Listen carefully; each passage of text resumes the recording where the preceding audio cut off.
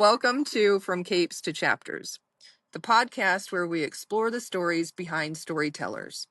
I'm your host, Jeanette Huffman, and today's episode is extra special because I'm joined by someone very close to my heart, my first cousin and fellow author, Billy Starbuck. So, everybody, let's say hello to Billy. Hi, Billy! Hi! Billy and I grew up together in the small town of Bangor, Michigan, where we spent our days dressed as Wonder Woman and Superman. And I'll let you guess who was Wonder Woman and who was Superman. Racing through the backyards and dreaming beyond our tiny town. Now, those childhood adventures have evolved into careers in writing. So sit back and enjoy this family conversation about growing up, writing, and the power of storytelling. What was Bangor like when we were kids? What do you remember? I remember adventures. I had we both lived out in the country, so I remember going on through the woods, exploring, climbing trees, digging holes, always going on adventures all the time. My memory is not so great about when I was so younger, when I was really young and did the Superman Wonder Woman thing, but I do remember the fun that I had in just being free in my imagination. Everyone was welcoming to our little belief that we were these imaginary characters, and they didn't make us feel silly about it. They thought it's endearing, and I remember that. I agree. It was nice that no one ever did say, "Okay, stop it. You're not really this or you're not really that." So that was cool. They just let us go crazy with it. And it was honestly, that was probably one of the best childhood memories that I have because who doesn't want to be Wonder Woman or Superman? Can you tell a favorite memory from our superhero days? Mm. I remember an era, not so much a specific day. I just remember an era of, like I was saying, the freedom of indulging in my imagination, and I really felt special uh, having fun with you in this way because all the adults were like welcoming to it, and like you're Superman, you're Wonder Woman, and it just really made me feel like you know I was something great, I was something special, and so were you, and because it wasn't the same without you, it had to be with you. I was like, "Where's Jenny?" Do you remember the time that we were jumping off the couch? Oh boy, when were we not jumping off the couch? I don't even remember when we weren't. That's a good point. I'm surprised neither one of us broke a bone or something, to be honest. Yeah. All right. So next up, when did you know that you first wanted to write? When I was really young, um, I remember I used to always visit grandma's house. We were always over at grandma's all the time. And I made my first book. I just glued a bunch of pages together and made some crazy looking characters. And I wrote a book, and I thought it was so fun. I don't know what prompted me to write a book and illustrate it when I was so young. Um, but I knew right away that I wanted to write because I was able to take these images that were in my head, these fantasies, these make believes, and share it with others. In this book, people were more prone to want to read something that I wrote down than to hear me out as a young person. That I could be quite annoying, believe it or not. I don't know what you're talking about because if you were annoying, that means I was annoying too. And I refuse to admit that. Did you know that Grandma actually wrote books? Did Aunt Jo sent me a bunch of pictures of she wrote children's stories. So Oh, we I guess we came by it naturally. Do you think we influenced each other creatively growing up? I think so, especially for me in high school, because you may not believe this, but I thought you were so cool. Like I, What? I wanted to be more like you because I knew how much of a dork I was. I was self dork evident, and and I just saw you. You had all these friends, and it just seemed like you had everything together, and I just wanted to be more like you. So, I mean, I loved you anyway. I love hanging out with you. We had similar interests, similar things that we dealt with in our struggles and different things that we had to get through. But like I said, I think you influenced me to be more social, to uh, to be less ridiculous in public. I guess I'm still ridiculous in more comfortable areas, but less ridiculous in public than I used to be, if you can believe it. So Mhm. I guess like that. It really is surprising to me because I didn't have anything together. I was, I don't know, a train wreck, but just trying to figure it all out. So the fact that anybody looked at me and thought that that is very sweet. So thank you. Tell us about your most recent book. What inspired it? Okay. Ribbon Dancer is the name of the book. It's going to be a series, so it's actually Ribbon Dancer Awakened. Um, what inspired me is the fact that anyone can be a hero in their own story. Do not discount anyone based on disabilities that someone might have or differences that they might have.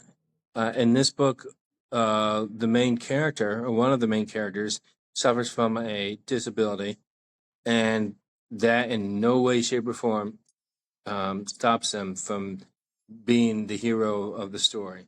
Um, I know some people in my life, some relatives and some friends who suffer from similar disabilities or struggles. I hate to say disabilities because they could be strengths as well as something that brings you back. And some of the traits that I noticed in them, I instilled in this character because these people who I know inspire me in my life, and I'm hoping that I can use some of their strengths to inspire others as they read the story. I have to say that when got Molly coming out to visit me. When I read Ribbon Dancer, I was blown away, like to be completely honest. I couldn't have been more proud of you. It was that book is amazing. I wasn't expecting it. I knew that you always had a big imagination, and like we always had fun and things were funny, but that book was just there was more depth to it than what I ever realized was there with you, because we were always just joking around or playing and things like that. So reading that book just it gave me a huge respect for you, in all honesty. Like it was shocking. I mean, I fell in love with it. So thank you for, allowing me to look at it and to read it and to become a part of that, because that was awesome. All Thank you. right. You're welcome. How has how has our shared background found its way into your writing? Oh boy. Well, I would definitely have to say we both have a background of a little bit of craziness, a little bit of maybe it's the ADD, maybe it's the overactive imagination, whatever, but a little bit of wild spirit inside of both of us. And we were fortunate enough to have families that accepted that part of us and let us encourage us to grow in that way. So I think we were able to grow sometimes together in certain times.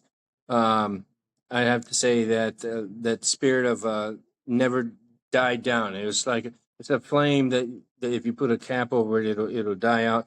We didn't have that happen. We were able to foster it and they let it grow into what we are today. Yes, I agree. Well said. Well said. Let's see. Um, this one I kind of already know the answer, but do we ever swap ideas or serve as creative sounding boards for each other? I mean, Now maybe. Back then, personally, I don't. We just talked to each other, you Hmm. know, like, and we didn't judge each other. So if you had an idea and you ran with it, I was just, excited to be a part of it. So I don't know. Do you have a different take on that as far as swapping ideas? Definitely. If ideas are telling funny jokes that or funny things that happen to us that we think the other person might get a kick out of, and that's definitely one of them. Because I remember in high school, I'd be like, "Oh, I can't wait to tell Jenny this thing happened or that thing happened," or you tell me, you were like, "Billy, you're never gonna believe what happened," or something. You tell me something, and I'd be like, "You're right, I don't believe you. So stop telling me this." No, no, just So, would you say that we write differently? Are you a plotter or a pantser? And I had to Google what a plotter and a pantser were, so I can explain that to you if you want me to. Or maybe you already know it. You probably do, but I had no idea. I was like, what's a pantser? a panther is somebody who comes up behind them and yanks your pants down when they're not expecting it, and especially No. in the middle of gym class. That's Are the you a best. pantser? No, but I did get pantsed when Did I you did. really get pantsed? Yep, somebody pantsed me, and I remember I was just like, your first instinct is to pull them up tight, pull them up as quick as you can. But I was just like, nope, I'm just gonna let it sit here for a minute, look around, act cool, like it didn't happen, and then pull it up. And so I remember that distinctly. So that's my experience. But now, getting back to what you were saying,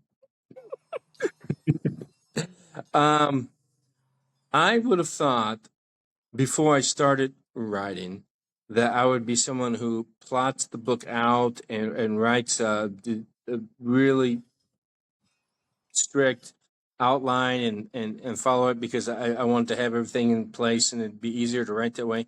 So I tried that for years. For years, I had attempted to write several different books over the past 20, 30 years. And obviously that's way to not work. This book, I was encouraged to write again based on what you did. And I said, you know what? Just going to write. So I knew the characters. I knew how they acted. I knew the world. I just let the characters tell their own story. I let them lead me in the world that they're in and let them do the things that they did. And I intervened from time to time to sort of steer them in the right direction. But a lot of things didn't pan out the way I thought that they would, but it kind of just worked out the way it was supposed to. And so, whatever you call that is what I guess I'm most comfortable with. I would go with what I think they call it a plantser, because you're kind of like a mixture of the two, you know? Hmm. Like there is a general concept and a thought process with it, but like you said, you just let it take you where it's going to go, so it's very organic, I think. What's something readers might not expect about your writing journey? That I accomplished something. Oh, No. I disagree. Well, I think every character has a story to tell, the good guys and the bad guys. Because the bad guys never think that they're bad guys. They always have their own reason for doing what they're doing.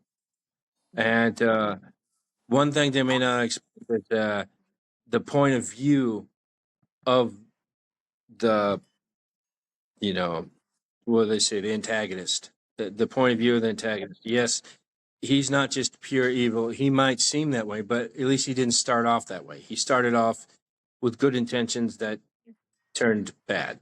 And so maybe they might be surprised that this person who just seems pure evil and and thoughtless actually has a reason for doing what they're doing. At least they did when they started.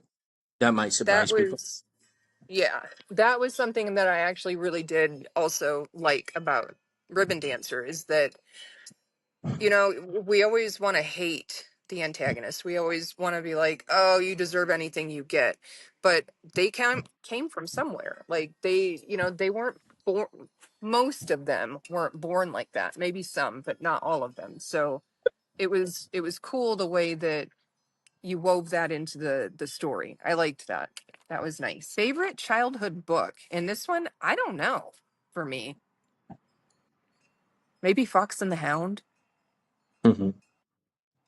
What was my favorite childhood book? Definitely Three Billy Goats Gruff. Because your name's Billy. It could be, it could be. Yeah, but that was Definitely a my good favorite. story though. And Why was it your favorite? probably because I had Billy in it. I don't know. No, no, it's like I like the story of justice. So you got these goats just trying to mind their own business cross this bridge, and you got this mean old troll stopping them and doing injustice to them, whatever. And they're like, "Oh no, my brother, he's got more. Just wait for him." And because they knew about the big brother at the end. And the big brother at the end just go ahead and smacked his head right into him and said, "Get out of here, you ugly troll." And so it Mhm. was like justice. It was like so he got what was coming to him, and then they were able to get on the other side, and that's how I always hope life to be that justice always prevails. I Still like is. that. I like that. Ooh, your favorite superhero today. Is Today it still Superman? it's still Superman. I love Superman. Like I just saw the new movie that came out. I was a big Henry Cavill fan. I still am. I love that the way that they did that first movie. And so I Mhm. was thinking this next movie, this new recreation, I was thinking I wasn't going to like it, but I did. I was Yeah, surprised. I loved it. nice. It All right. was great. Ooh, your your go-to writing snack. Is it Uh, just one or is it several? it's several. It's whatever I happen to have handy. But it's funny you should say that because I sat back once when I was writing. I turned around and I looked and I was like, oh my gosh, there's so many food wrappers around everywhere. There's so much food. I'm like, I am like a total slob. And like I know some writers back in the day when it was more popular, they had cigarette ashes everywhere and ashtrays everywhere. Well, replace that with foil wrappers and potato chip bags and everything else, and that's Your dream writing retreat destination. You could go anywhere. um. I often in one of my writing classes when I was in college, um, uh, talked about this location that I'm going to talk about. It's actually a real one that I've been to before, and it's in Bangor. It was I couldn't remember how to get to it now. It was off some park, and it was down through the woods. You follow this creek, you keep walking around, and then there's some rocks you could sit on, and there's this little. I won't call it a waterfall, but it was like it was flowing over some rocks, and it was kind of waterfall-ish, whatever. And just to hear the stream, the water, and sitting down, I remember thinking, "Man, this is just perfect." And I would have the biggest, vivid daydreams sitting there, and I often would go back to that spot in my mind sometimes when I'm thinking about a place I'd like to retreat to, just where I could sit and think about stories or life or whatever. So I guess that would be it. And I think it's interesting that you don't you don't look towards some Caribbean island or anything like that. Like you still have a love for Bangor, and I think that's really cool. I'm gonna send you a huge thank you for bearing with me for this first time that we've ever done a podcast like this, trying to figure it all out. Yesterday, I thought that I was going to rip out all my hair, and I don't think I'd look very good bald. I thought that right now I would give you the opportunity to let everybody know where can they find your books, when would they be able to find your books, any information, websites, YouTube handles, Facebook pages, anything that you've got. So go ahead and shoot. Okay. Well, I have a website. It's not the greatest, but it's what I have. It's billystarbuck.com. I have 4 children's stories that are up there that you can buy off Amazon in 2 forms, either digital or a paperback. And those are available right now off Amazon. There's links on my website of billystarbuck.com to get there. I also have information about Ribbon Dancer. Now, Ribbon Dancer, I'm told from my publisher, I'm expecting to hear back from them Monday or Tuesday about when the digital release will be ready for pre-sale. Then that'll be uploaded to Amazon and a bunch of other places that I can't remember. I'm gonna have to write them down so I remember. And then they will be available for pre-sale. And there's going to be something special about the pre-sale, which I will disclose when it happens. And I'm asking for everybody who's interested in it to try to get in on the pre-sale. You're going to get a great deal on it, and that'll support me in the biggest way possible. I do have an author's page on Facebook, and I'm working on trying to get a TikTok going. I do have a Pinterest page, and I think that's about it. Okay. Have you thought about uploading any of your I know that you've made 1 or 2 kind of like a podcast videos. Have you thought about maybe putting those up on YouTube so that people could go back in there and check them out over time? Um, I hadn't thought about it, but it's a possibility. I can. Yeah. One last question before I let you go is I asked about it, and I just wanted to know, what are your thoughts on maybe meeting up in Bangor, Michigan at their library next year to have kind of a an author reading, or there's different things that they could do, but I was just thinking, 2 cousins that grew up together and that are now authors, that's something worth showing up to. So what are your thoughts on that? That sounds like fun. Yeah, I would definitely love to be there. I haven't been back to Bangor in years. Um, yeah, I would definitely look forward to it. I'm picturing in my head what it looks like, and it probably looks totally different now, or maybe it looks the same. I don't know. But Yeah, yeah, go ahead. probably a little different, but not, yeah, not much, not much. Most of it's still Bangor. The library was probably one of my favorite spots in Bangor. I loved the library. I love libraries everywhere, but I would go there and I would just read and read and read and read. Um,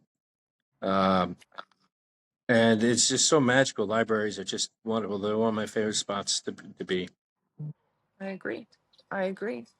Okay, all right. So we're gonna wrap this up. Thank you again, Billy, and we'll pick this up another day, maybe, hopefully. All right. All right. Thank you. Thank you, Jen. Bye bye.